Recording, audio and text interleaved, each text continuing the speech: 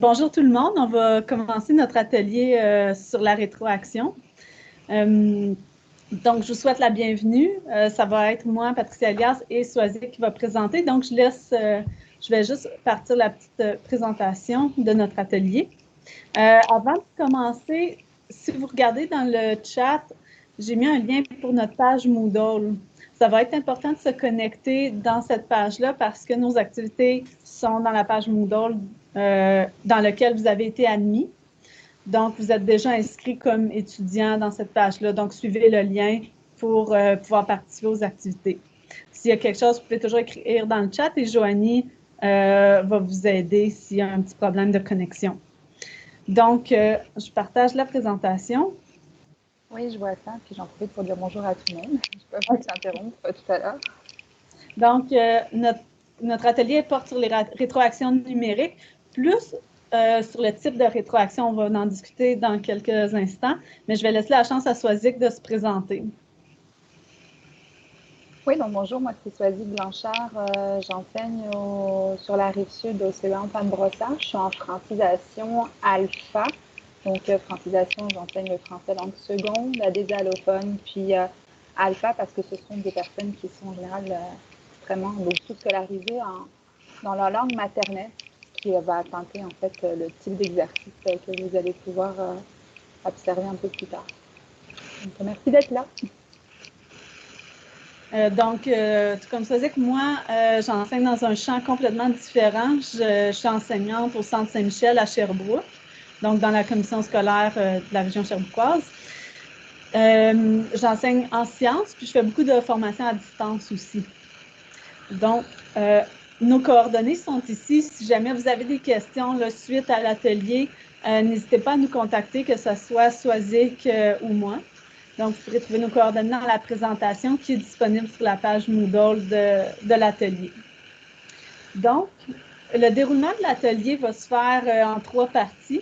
La partie, on couvre très brièvement les fondements théoriques de la rétroaction, puis des points forts de l'utilisation du numérique pour la rétroaction. On va surtout vous montrer le type de rétroaction qui est possible. Ce n'est pas un atelier pour vous montrer exactement comment construire, comment utiliser les applications comme telles, mais plus les possibilités qu'ils donnent. Soazic va présenter les types de rétroaction avec H5P et Learning Apps. Et moi, je vais présenter les activités quiz dans Moodle. Donc, si on commence, comme j'ai dit, on va brièvement passer par les fondements de la rétroaction parce que je veux garder plus de temps pour l'aspect un petit peu plus pratique. On sait que les rétroactions font partie intégrante de la tâche des enseignants. Puis, dans la majorité de la littérature, c'est vraiment reconnu pour dire que c'est très utile aux apprentissages des élèves. Par exemple, s'il y en a qui sont familiers avec les théories de John Hattie, lui avait fait beaucoup de recherches sur les stratégies qui donnent un grand impact sur les apprentissages. Puis, on voit que, je m'excuse, je n'ai pas trouvé de tableau qui présentait ça en français, mais on retrouve les rétroactions dans les stratégies qui ont les plus grands impacts sur les apprentissages des élèves. Des rétroactions, bien, ce n'est pas toutes les rétroactions qui sont équivalentes. Dans la littérature, il y a certaines caractéristiques propres aux rétroactions efficaces. Donc, une rétroaction aidante est typiquement directement en lien avec le but visé. Elle va être tangible, concrète, pratique, vraiment de façon plus constructive. On dit aussi qu'une rétroaction qui est user-friendly, entre guillemets, là, qui va être spécifique, un petit peu personnalisée, qui est faite au bon moment, qui est cohérente avec le matériel, va être vraiment plus efficace. Donc, les rétroactions constructives, c'est vraiment les rétroactions qui sont faites au bon moment, qui vont permettre aux élèves d'avancer, puis aussi de prendre confiance dans leurs apprentissages. Pour faire des rétroactions spécifiques, c'est qui permettent de savoir exactement c'est quoi qui doit être modifié ou bonifié dans leur réponse. Fait que ça va vraiment leur permettre de faire un cheminement dans leurs apprentissages. Ici, on a un tableau qui présente 4 dimensions de la rétroaction. Puis je pense que c'est une collègue qui nous avait envoyé ça on trouvait que c'était vraiment intéressant parce que là, ça apporte des champs de rétroaction vraiment concrets. Donc, je ne passais pas au travers de chaque détail ici. Par contre, des fois, si vous voulez réfléchir au type de rétroaction que vous pouvez offrir à vos élèves, je pense que c'est intéressant de le voir sous ces 4 dimensions-là, avec les exemples qu'ils proposent. Donc, en donnant une rétroaction de qualité au bon moment, notre enseignement devient vraiment plus pertinent. Maintenant, où on peut rejoindre le numérique avec, là, je parle de rétroaction de façon globale. Par contre, nous, ce qu'on veut faire, c'est lier le numérique ou l'utilisation du numérique à ça. Les outils TIC au service de la rétroaction. Bon, on a plusieurs types de rétroaction numérique, comme vous êtes probablement familier avec ça. Ça peut être carrément la correction de travaux numériques. Là, je pense, mettons, dans ma pratique de formation à distance, j'utilise beaucoup une tablette pour faire des corrections directes pour les élèves dans leurs travaux. Fait que ça, c'est vraiment personnalisé, c'est vraiment direct. Par contre, ce n'est pas instantané comme d'autres applications. Il y a rétroaction audio et vidéo qui permettent de faire des rétroactions très personnalisées, très individualisées. Ensuite, on parle plus des quiz, des questionnaires. Aujourd'hui, on va plus focusser sur cet aspect-là du type de rétroaction numérique, autant Swazik que moi. Et puis, il y a toujours les sondages aussi, qui est un autre aspect. Comment les outils TIC peuvent faciliter la rétroaction? Ils permettent de fournir certaines caractéristiques qu'on a nommées précédemment pour effectuer des rétroactions efficaces. En donnant une rétroaction de qualité puis au bon moment, ça peut avoir vraiment un effet bénéfique sur la motivation des élèves. Donc, les outils TIC permettent souvent de pouvoir faire des rétroactions vraiment en temps réel plutôt que après avoir eu le temps de corriger, mettons, plusieurs jours après. Fait que ça, c'est vraiment... puis souvent, c'est libre au choix de l'enseignant comment il les utilise, mais ça a quand même cette possibilité-là. Aussi, des fois, le caractère ludique, interactif des différentes applications peuvent aussi susciter un peu l'intérêt des élèves parce que ça devient plus intéressant que juste d'écrire, mettons, sur une feuille de papier. Comme j'ai dit, il peut y avoir une différenciation des suivis avec les possibilités de faire des rétroactions audio, vidéo qui deviennent très personnalisées. C'est rapide d'exécution. Ça donne aussi un aspect intéressant pour l'enseignant. Je dirais que d'emblée, ça ne sauve pas du temps parce que souvent, le temps qu'on va mettre à s'approprier les outils, ça peut être très long, bâtir par exemple des questionnaires avec vraiment des rétroactions spécifiques à chaque réponse. On va le voir un petit peu plus tard, mais une fois que c'est monté, c'est quand même intéressant que le questionnaire soit automatisé puis qu'on n'a pas à refaire la correction pour chaque élève. Mais c'est pas nécessairement, je dirais que ça peut améliorer la pratique. Par contre, est-ce que ça sauve du temps? Je dirais à long terme, mais définitivement pas au début. Il faut le voir plus comme quelque chose qui va bonifier la pédagogie de notre enseignement.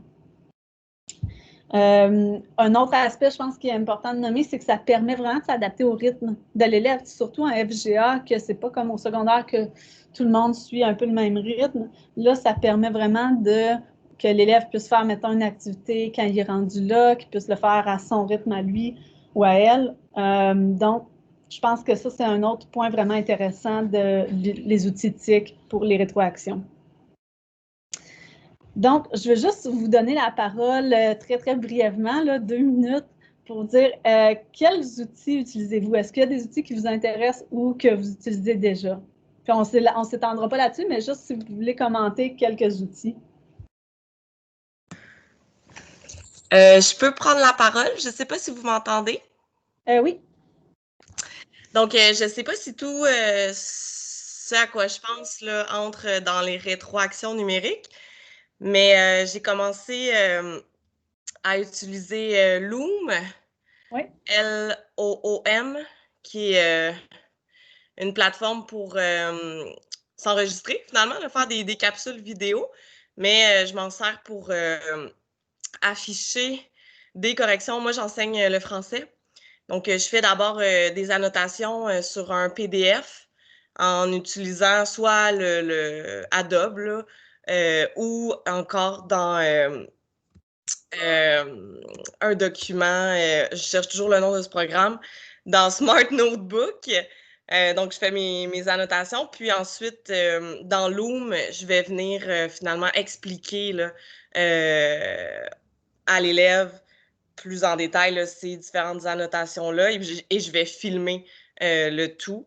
Puis par la suite, je vais lui envoyer. Puis, oui, voilà. C'est intéressant. Je connais Loom plus pour la capture, justement, que tu peux, comme mettons, donner un cours, puis présenter, capturer le cours comme ça, mais c'est une application intéressante. Bon, ben on va continuer s'il n'y a pas personne d'autre. Il y a des réponses dans la okay. Conversation. Oui, je ne vois Donc, pas. On a présentement dans le bloc-notes Teams en audio. Quelqu'un demande est-ce que Messenger, Teams et Screencastify compte. Sinon, on a le Padlet qui est aussi mentionné ou un simple retour sur un travail compte dans la rétroaction. Ça, c'est ce que j'ai écrit, effectivement. Faire un retour, quel qu'il soit, ça reste une rétroaction. Il y a moyen qu'elle soit plus ou moins complexe, complète, personnalisée, mais ça reste que c'est une rétroaction. Sinon, on vient d'avoir Kahoot ou Whiteboard et Teams en direct. Oui, c'est tous des types de rétroaction différentes, des types d'outils différents. Je pense qu'ils ont tous des points intéressants. Je pense à Whiteboard, quand on est en direct avec nos étudiants, c'est vraiment un outil intéressant. Puis c'est ça, ils ont tous chacun leurs petites caractéristiques qui peuvent servir, disons, notre pratique plus qu'une autre, parce qu'évidemment, la rétroaction numérique peut être plus pratique pour certains types de contenus, certains types de cours que d'autres. Puis encore là, ça varie tellement d'une application à l'autre qu'il y a certaines applications qui vont être plus intéressantes pour notre pratique. Puis c'est pour ça que moi, il se faisait qu'on montre des outils quand même vraiment différents. Puis malheureusement, on ne peut pas passer au travers de tous les outils parce que ça serait beaucoup trop long. Mais je pense que ça peut vous donner une idée de ce qu'on peut faire avec ces outils-là. Puis après ça, c'est de voir pour s'y approprier.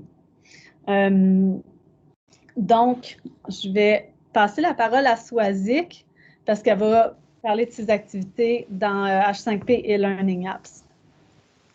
Oui, merci Patricia. En fait, je ne sais pas, est-ce que vous connaissez déjà ces deux outils là, que sont H5P et Learning Apps? Rapidement, j'ai quand même mis les liens là, dans le titre, évidemment, que vous posiez des questions. Mais ce que je pourrais dire finalement, c'est que H5P, c'est un logiciel de création de contenu interactif. Donc l'interface est uniquement en anglais, mais on peut corriger le contenu en français. L'édition est assez intuitive, puis les activités peuvent être intégrées. Donc là, par exemple, on vous propose des activités qui sont intégrées dans le cours Moodle. Pour Learning Apps, c'est un site internet en fait qui permet de créer des activités qui s'appellent applications. Ah, il y a un bruit de fond. Désolée. Ah, pardon. Je ne suis pas rendue là, excuse-moi. Je suis encore oui. Je ne sais plus ce que je disais. Mon colis. Non. Votre micro frotte sur le collier, je crois. Ah, j'ai pas de collier, mais je peux soulever peut-être les écouteurs. Parce qu'on est trois à la maison, donc j'ai pas mis, j'ai gardé les écouteurs. Est-ce que c'est mieux? Moi, je t'entends bien. Il y a moins de bruit, oui. Mais là, je sais pas si c'est moi, qu'il y a d'autres personnes qui ont un micro ouvert. Parce que moi aussi, j'entends un dans mes écouteurs. Non, c'est seulement... okay. Je crois que c'est vous. OK, bon, écoutez, désolée. Ce que je disais, donc, oui, Learning App, c'est un site, c'est en ligne. Ça permet de créer donc, des activités qui s'appellent applications. C'est encore plus facile à créer. On peut se servir de modèles existants ou on peut créer ses propres applications. Donc, puis en fait, les deux outils, proposent vraiment une très grande diversité, on va dire, de squelettes, d'activités là, qui finalement peuvent satisfaire toutes les disciplines puis tous les contenus. Donc, si vous ne connaissez pas, je vous encourage. Et justement, pour vous faire découvrir un petit peu l'expérience que vous vivrez les étudiants si vous utilisez ces outils, on vous propose d'aller dans le cours Moodle. et de passer 2-3 minutes à tester les exercices que j'ai proposés dans la partie numéro 2, dans la deuxième section sur donc, la rétroaction automatique avec H5P et Learning Apps. Donc, quelques minutes pour aller essayer quelques activités. Chaque activité, il y en a 4 en fait, est déclinée. Je pourrais partager l'écran tout bêtement, excusez pour vous montrer. Désolée. Oui, c'est ça. Donc, dans la deuxième section, rétroaction automatique ici. Donc, il y a 4 activités qui sont chacune déclinées sur H5P et sur Learning App. Puis, c'est ça, quelques minutes pour essayer. Puis, je vous souhaite un bon succès quand même pour ces petites activités qui sont réduites pour l'activité d'aujourd'hui, de l'atelier d'aujourd'hui. Mais essayez quand même de faire quelques erreurs pour voir ce que l'élève pourrait obtenir comme rétroaction, advenant qu'il ait la bonne réponse ou la mauvaise. J'espère que vous avez aimé votre expérience de ces petits exercices destinés à mes étudiants.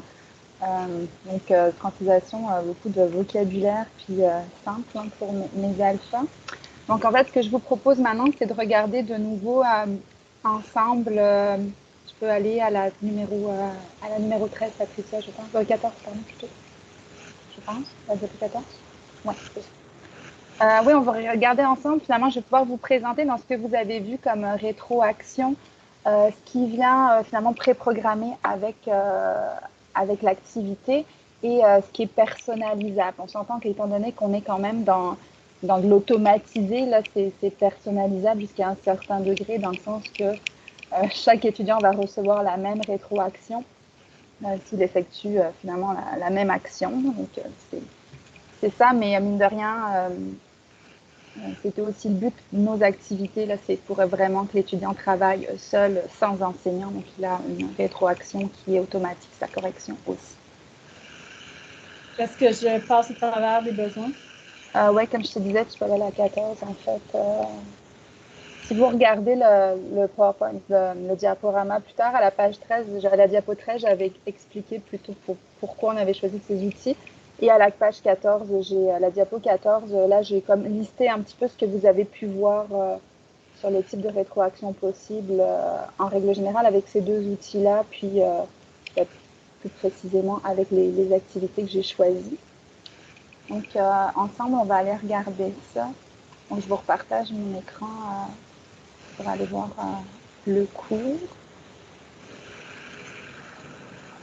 Donc, j'ai toujours commencé dans cet ordre-là, donc H5P, puis ensuite Learning Apps. Pour ce qui est de l'activité ici, qui est le memory, qui s'appelle memory dans H5P, dans cette activité-là, tout est préprogrammé. Donc, si vous avez fait jusqu'au bout l'activité, quand j'ai fini par répondre à toute... finalement, au memory, j'ai fait le pairage. Les seules rétroactions possibles sont finalement le temps que j'aurais mis à réaliser mon activité et combien de cartes j'ai dû retourner avant d'arriver à trouver la solution. Et j'ai un message automatisé de bien joué. Je ne peux pas le changer, mais ça reste quand même que ça permet à l'étudiant d'avoir quand même un retour, combien de temps ça lui a pris. Puis il peut après recommencer l'exercice, puis se motiver à faire ça le plus rapidement possible.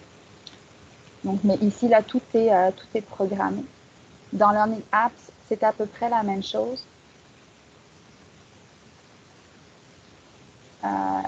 Le nombre de cartes, finalement, qui a été retourné va être indiqué. Là aussi, ça peut motiver l'étudiant. Mais par contre, à la fin, j'ai un message que je peux personnaliser. Je ne sais pas si certains sont allés déjà jusqu'au bout. Donc là, je peux choisir d'indiquer... de changer le message qui est déjà proposé. Donc, ça peut être bravo, ça peut être un petit fake bravo, tu as bien réussi, tu connais bien. Et je peux aussi intégrer une URL pour envoyer l'étudiant à regarder une vidéo qui parle de ça. Comme moi, j'avais mis, pour ceux qui ont terminé, j'ai mis le lien de notre vidéo YouTube sur le vocabulaire, sur les objets de la classe.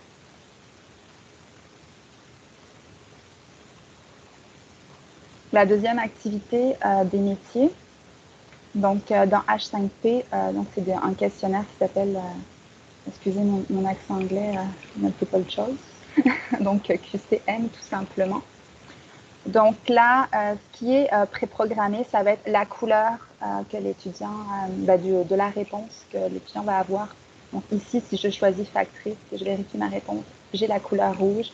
mon pointage, je n'obtiens pas d'étoile. Tout ça, c'est automatisé. Si je choisis la bonne réponse, ça va être en vert.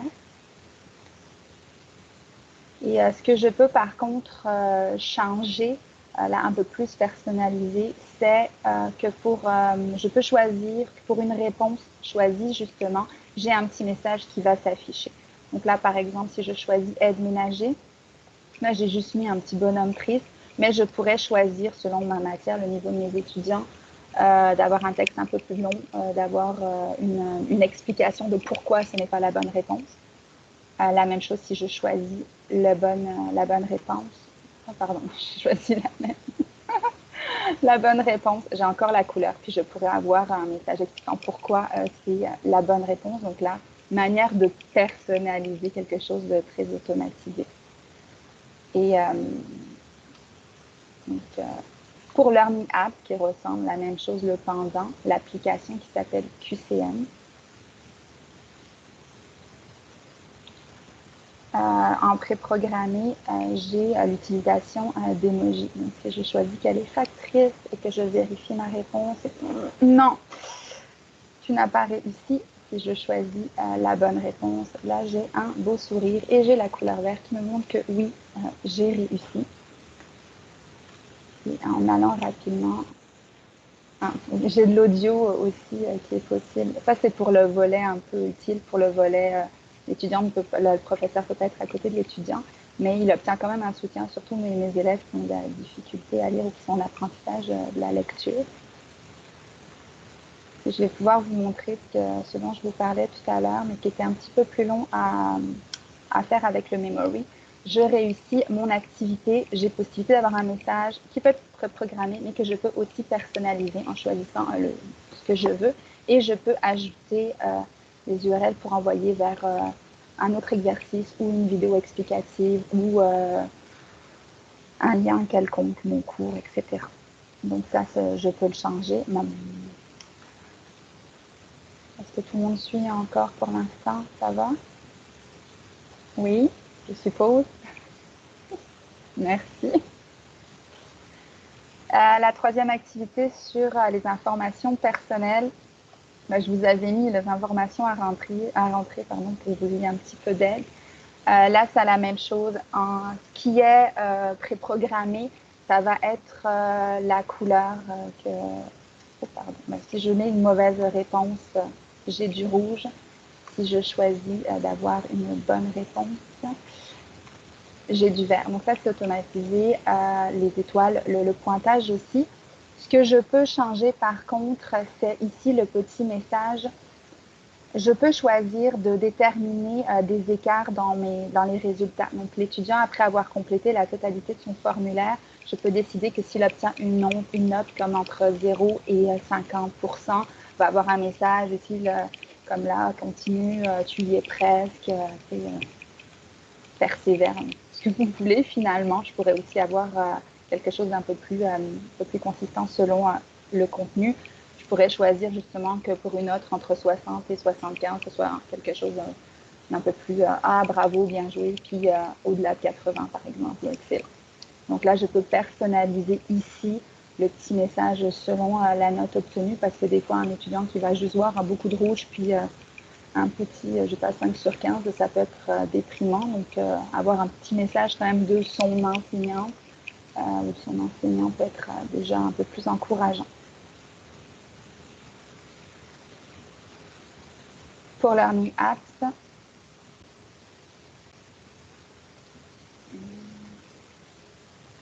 ça se ressemble beaucoup à la même chose. La couleur, rouge ou vert, c'est un petit peu, c'est très classique. Et ce que je peux personnaliser ici, ça va être le message de fin. Une fois que l'étudiant a rempli la totalité de son questionnaire, ou en tout cas ses lacunes finalement, à un 100%, je peux choisir là de personnaliser le message de réussite. Pour la dernière activité qui est de mémorisation, dans H5P, ça s'appelle Dictation. Là, Tout ce qui est préprogrammé, ça va être, ici c'est Québec, si ma mémoire est bonne. Ouais. Donc, si j'écris de la bonne façon, je vais obtenir mon résultat, mais c'est sûr que là, il compte que je n'ai pas rempli tout. Si j'écris la mauvaise réponse, ça va être la même chose. Là, ce qui est intéressant, par contre, j'ai un 4.5 parce que je peux choisir d'accorder une certaine souplesse sur finalement ce que je vais accepter comme erreur. Une erreur d'accent ou une erreur de lettre. Peut-être accepter la casse aussi, je peux choisir de qu'elle soit respectée ou non. Et dans la solution, je vais avoir un code de couleur. Donc, si j'ai rien écrit ou j'ai mal écrit, ça va être en rouge, mais je peux avoir le demi-point qui va être donc en orange, ou si j'ai une bonne réponse, je vais avoir le vert aussi. Donc, ce qui est personnalisable, je peux choisir que ce ne soit pas forcément très bon ou pas bon du tout.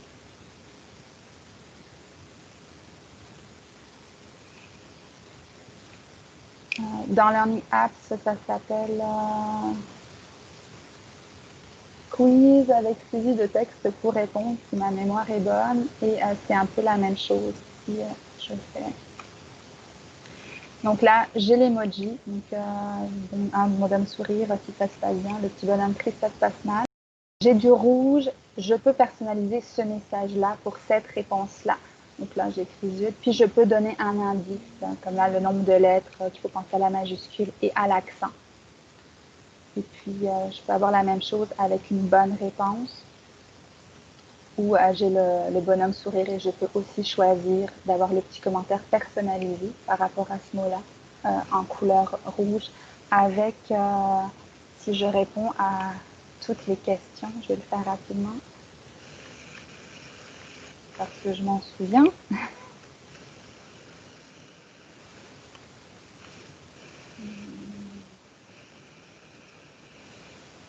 Et ça conclura, je pense,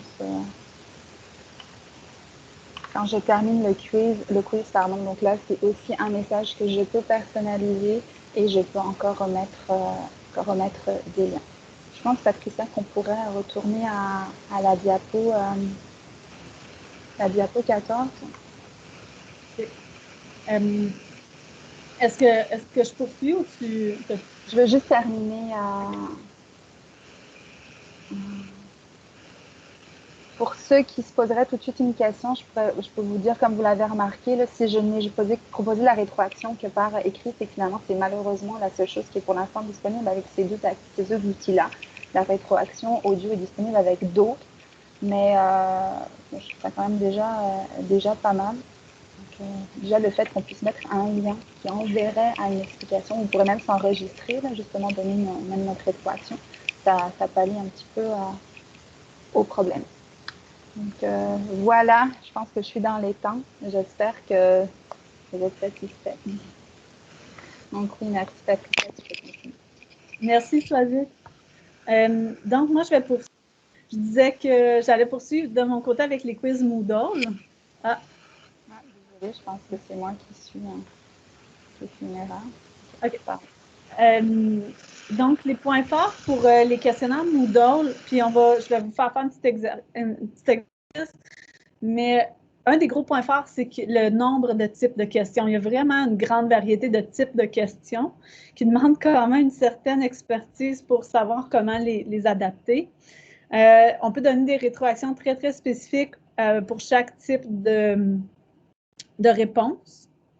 C'est une option d'application intéressante pour les mathématiques parce qu'il y a plusieurs types de questions qui vont être plus numériques ou plus reliées à des calculs, mais je pense que c'est adaptable pour toute matière. Là. Comme moi, je suis en sciences, je l'ai fait sur des notions de sciences, mais ça pourrait marcher pour du français, de l'anglais, maths. L'autre chose qui est intéressante, c'est qu'un coup que vous créez vos questions, mettons, vous montez un quiz, vous avez vos questions, ça s'enregistre dans une banque de questions dans votre Moodle qui pourrait être exportée, mettons, à un autre cours Moodle que vous créez. Donc, vous n'avez pas toujours à refaire toutes les questions. On peut facilement gérer, mettons, dire qui ont juste une chance pour répondre ou des tentatives multiples que je vais vous montrer en regardant les exemples concrets. Possibilité de randomiser les questions ou les choix de réponse. Puis, réponse automatiquement évaluée, notée et enregistrée, ça reste dans le dossier de l'élève sur Moodle. Puis, correction, elle peut être offerte au fur et à mesure ou directement à la fin parce que c'est possible de monter un quiz qui va être complètement formatif. Puis, le cas échéant, c'est intéressant d'avoir les rétroactions directement à chaque question. Ou si c'est quelque chose de plus sommatif, des fois, on ne veut pas qu'il y ait les réponses pendant le quiz, mais plutôt soit directement à la fin ou plus tard même. Donc, point faible, je passe rapidement au travers de ça, c'est possiblement peut-être plus long à maîtriser pour l'enseignant que d'autres applications. Ça demande quand même une bonne connaissance de Moodle, mais là, je suis un peu biaisée parce que ça fait longtemps que je travaille avec Moodle, fait que moi, je trouve que c'est quand même user-friendly, que ça s'apprend bien. Par contre, ça demande vraiment de l'expérimenter. La construction des quiz est potentiellement longue parce que si on met des rétroactions spécifiques à chaque type de réponse, ça demande quand même du temps, mais au fil du temps, on va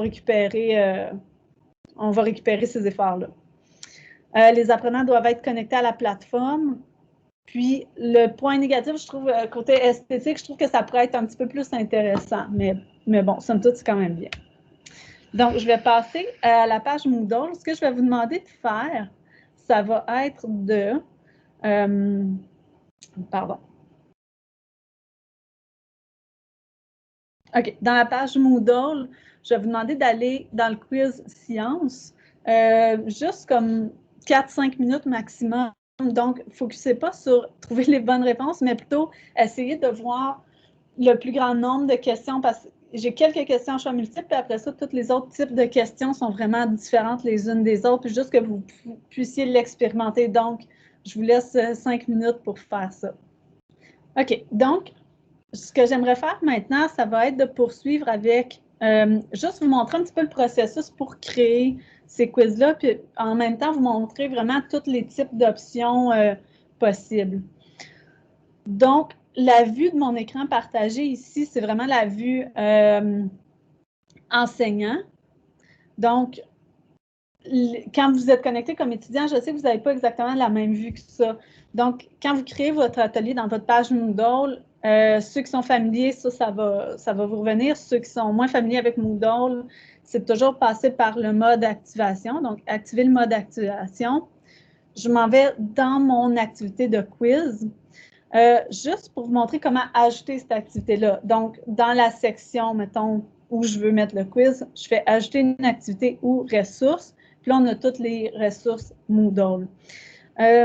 Petit fait à noter, comme moi, j'ai dit que c'est un quiz Moodle parce qu'en anglais, ils appellent ça « quiz ».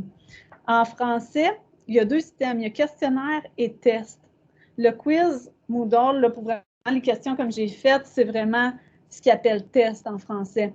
Je vais vous avouer que personnellement, j'aime mieux le mot anglais qui est quiz parce que test, je trouve que ça a une connotation quand même un petit peu plus sommative que formative, alors que ces questionnaires-là peuvent vraiment être faits de façon constructive, formative, mais sommative aussi.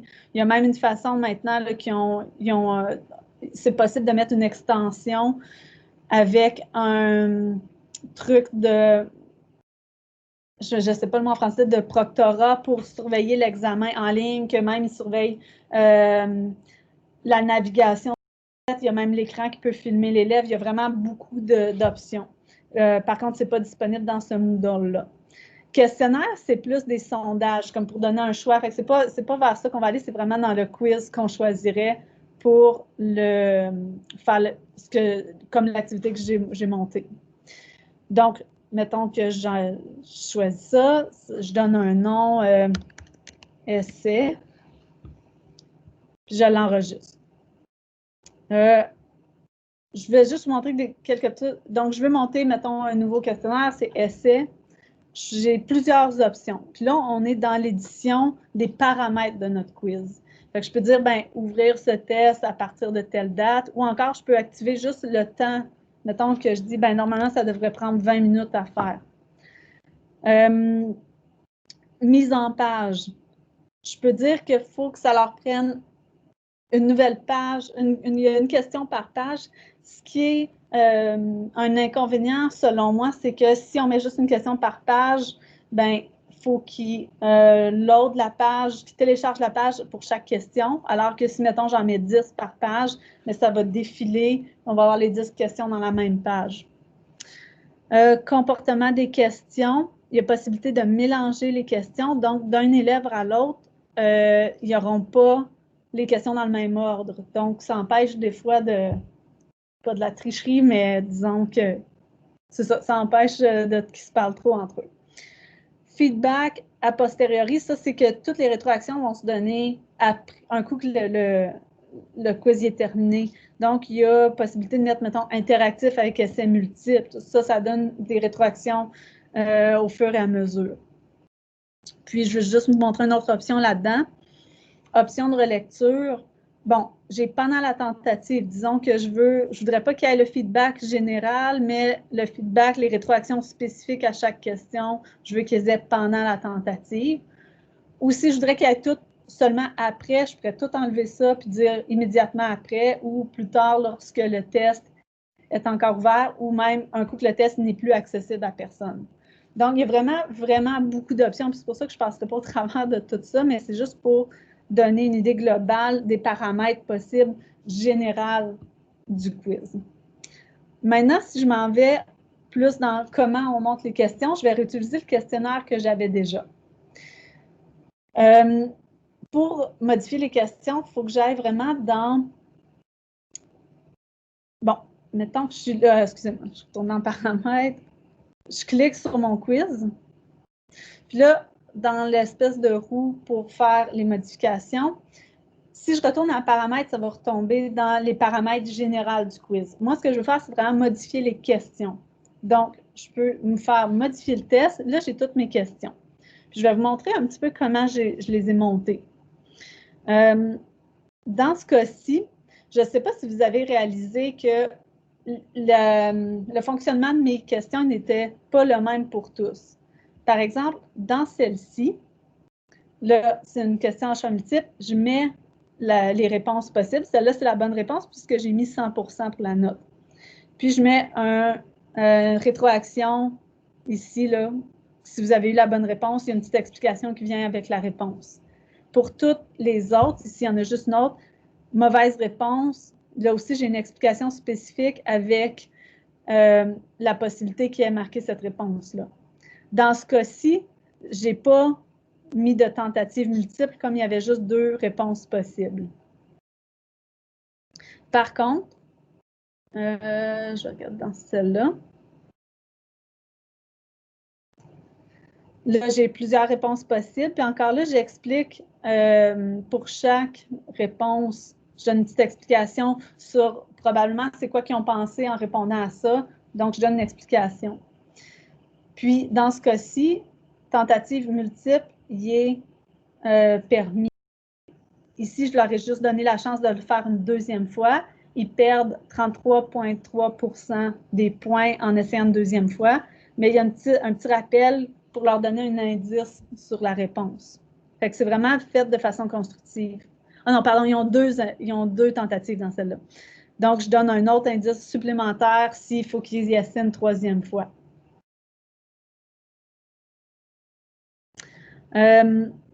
Ici, même chose. Ici, ils ont plusieurs tentatives. Si vous avez essayé cette question-là, il faut mettre les chiffres aux bonnes places. Donc, ici, ils peuvent faire une tentative supplémentaire, mais ils perdent 50% des points. Puis, je peux ajouter un lien, mettons, avec une capsule vidéo ou quelque chose dans la rétroaction. Il y a toujours possibilité aussi d'avoir des rétroactions qui sont... Ça, c'est pas moi qui les ai écrits. C'est des rétroactions automatisées et que c'est possible de les utiliser.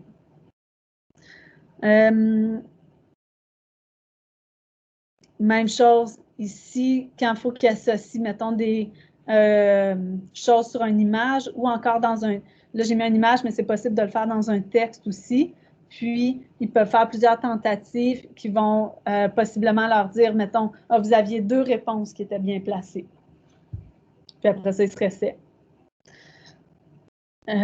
Puis je voulais montrer aussi le type de question essai dans lequel c'est pas possible d'avoir de rétroaction automatisée parce que les réponses seraient beaucoup trop vastes.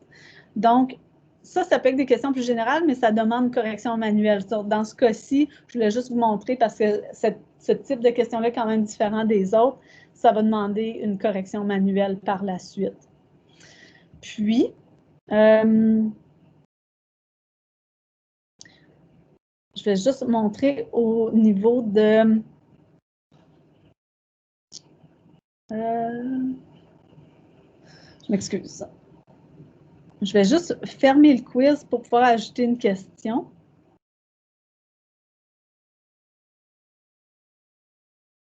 Fait que je viens ici, je vais enlever qu'il soit disponible. Puis je vais juste vous montrer pour ajouter une question.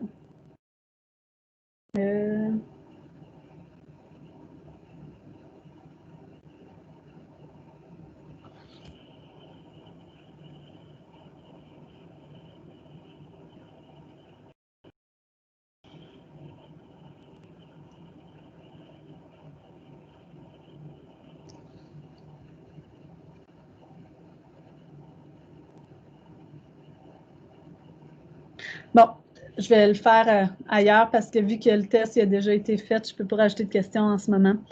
Donc, on va retourner ici. Juste une petite seconde. Je vais juste vous montrer un petit élément rapidement.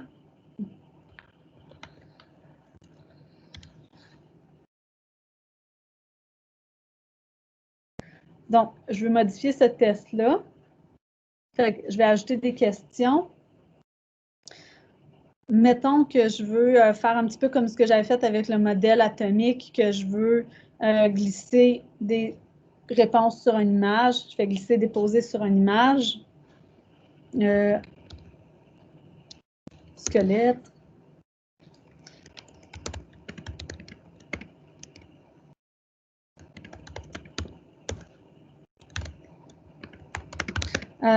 Donc, je vais mettre une photo de squelette juste pour ajouter finalement les parties du squelette.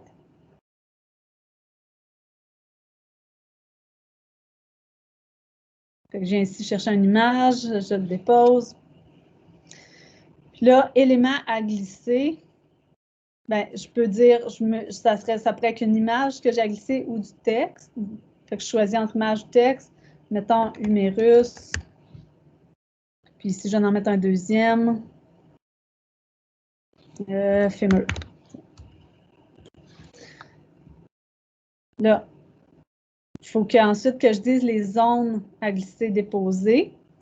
Donc, pour mon humérus, là, je vais retourner dans mon image. L'humérus, le choix d'humérus va être ici. Puis, il faut qu'il dépose à cet endroit-là. Fait que le test va enregistrer une petite case à cet endroit-là pour le déposer là. Puis, je vais faire la même chose pour fémur. Je retourne à mon image. Puis, je le mets à la bonne place. Donc,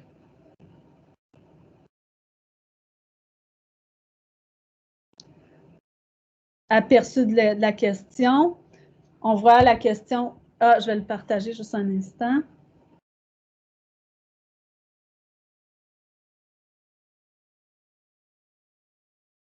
Oups.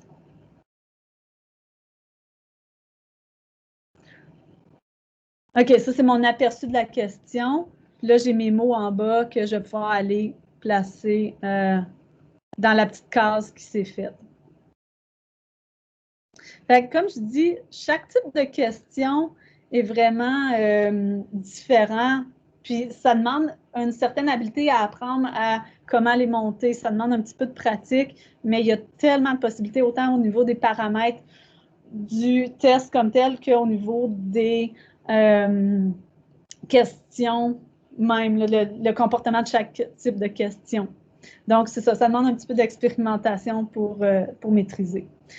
Il ne nous reste pas beaucoup de temps, fait que je vais tout de suite sauter à la période de questions, mais n'hésitez pas si plus tard, après l'atelier, si vous avez des questions à nous écrire. Donc, on va prendre les questions maintenant. Ah, juste une petite mention aussi, dans la page Moodle, à la fin de la page, vous avez les liens pour faire l'appréciation de l'atelier. Donc, si vous voulez remplir le petit questionnaire, ça serait apprécié.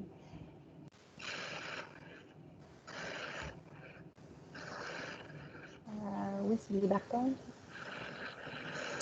La question pour les images, pour le dépôt des réponses, où est-ce que vous les trouvez, ces images-là? Est-ce que vous devez déjà les avoir emmagasinées quelque part? Oui, ça, c'est la partie qui peut être longue. Par exemple, moi, c'est des images que je vais chercher, mettons, sur Internet. Puis, vous pouvez toujours, je ne sais pas si vous êtes familier avec ça, mais vous pouvez dire, mettons, de prendre des images libres de droit d'auteur. Là, j'ai choisi, mettons, l'image d'un squelette qui avait déjà les labels, là, les étiquettes. Ça facilite, mais je pourrais prendre, je pourrais prendre vraiment une photo de quelque chose, je ne sais pas, là, moi, d'un boisé avec des chevreuils, puis là, il faut qu'il identifie directement sur la photo que là, vous pouvez mettre des cases. Il y a vraiment beaucoup de possibilités. D'accord, merci. Je me permets juste de dire qu'on n'a pas fait de partie questions après ma présentation, mon petit passage, ma présentation. Donc, vous pouvez aussi en poser sur H5P. Maintenant, là, on avait fait une période globale là, maintenant. Oui, c'est vraiment pour une question sur tout l'atelier, n'hésitez pas.